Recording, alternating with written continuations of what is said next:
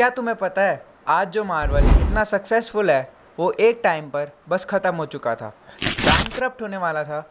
आज मैं तुम्हें मार्वल की एक बहुत इंटरेस्टिंग और थोड़ी सी इंस्पिरेशनल कहानी सुनाऊंगा।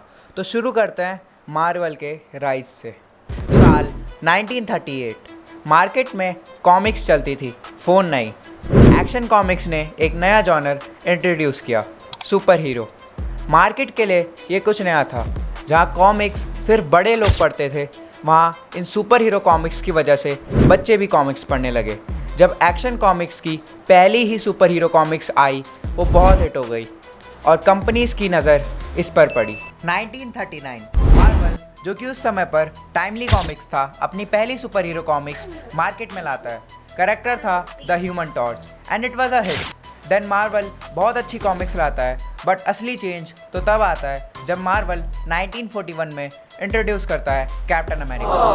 कैप्टन अमेरिका आते ही बहुत फेमस हो जाता है और मार्वल का नाम पूरी दुनिया में फेमस करता है। कई सालों तक मार्वल कैप्टन अमेरिका जैसे सोल्जर बेस्ड कैरेक्टर को इंट्रोड्यूस करता है, क्योंकि वर्ल्ड वॉर 2 का टाइम था तो लोगों में देशभक्ति की भावना थी, इसलिए लोग इन सोल्जर जैसे कैरेक्टर्स को पसंद करते थे।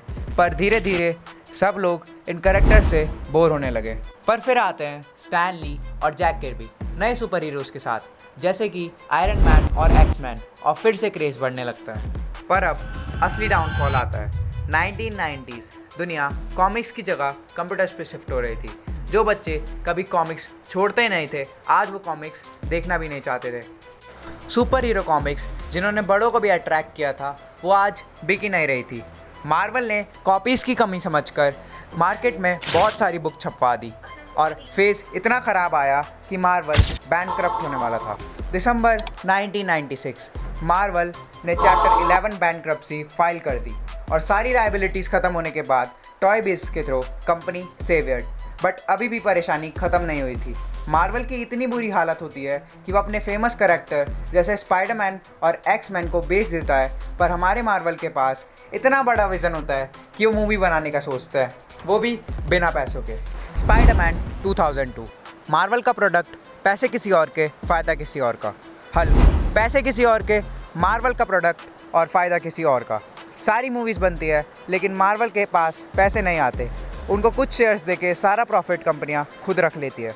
अगर तुम भी मार्वल फ़ैन हो तो सोचो, अगर 2002 में सैम राइमी और टोबी मैगवायर वाली स्पाइडरमैन मार्वल बनाता तो वो MCU का पार्ट होती और आज हम टोबी मैगवायर को एवेंजर्स में देख चुके होते। वो नॉस्टैल्जिया, लेकिन ऐसा हो ना सका। Year 2005 David Mitchell, owner of Marvel at that time, board को कन्विंस करते हैं कि हम अपनी मूवीज़ खुद बनाएंगे। पैसे नहीं थे तो $525 मिलियन का डेप्ट लेते हैं और अपनी पहली आयरन मैन मूवी बनाना शुरू करते हैं। पर इसमें भी एक दिक्कत थी। आयरन मैन का रोल करने के लिए बहुत नाम सामने आए, इनफैक्ट टॉम क्रूज का नाम भी। बट इस फिल्म के डायरेक्टर जॉन फेवेरो AKA हैप्पी इस फिल्म के लिए रॉबर्ट डाउनी जूनियर को चुनते हैं, पर कोई इस डिसीज़न के लिए रेडी नहीं था। RDJ का पास्ट बहुत ख़राब रहा था। उनके ड्रग्स इन्वॉल्वमेंट और समथिंग की वजह से उनकी रेपुटेशन ख़राब थी। पर जॉन RDJ के लिए लड़ जाते हैं क्योंकि उनको RDJ में टोनी स्टार का एटीट्यूड दिखता है और बनती है पहली आयरन मैन मूवी। पर अगर ये मूवी फ्लॉप होती तो मार्वल डूब जाता, ख़त्म हो जाता। लेकिन 2 मई 2008 US में आयरन मैन रिलीज़ होती है and it become a world wide blockbuster. जो बोर्ड RDJ को कास्ट करने तक के लिए मना करा था, वो बोर्ड आज RDJ को हाईएस्ट पेड एक्टर बनाने को तैयार था। यहाँ तक कि स्टैन ली खुद कहते हैं कि RDJ is born to play Iron man.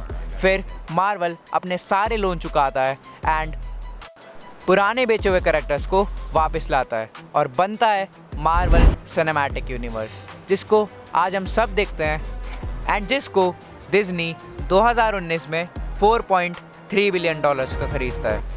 And आज मार्वल की लेगेसी इतनी बड़ी हो चुकी है कि उसकी मूवीज़ थिएटर में आने से पहले हिट हो जाती है। लेकिन आजकल स्पेशली एंड गेम के बाद मार्वल का डाउनफॉल चल रहा है। आपकी इस पर क्या राय है मुझे कमेंट में बताना। एंड मुझे पता है ये मेरी पहली लॉन्ग वीडियो थी, तो कोई भी गलती हो तो माफ़ करना। एंड जो भी आपके थॉट्स है please let me know in comments. Thanks.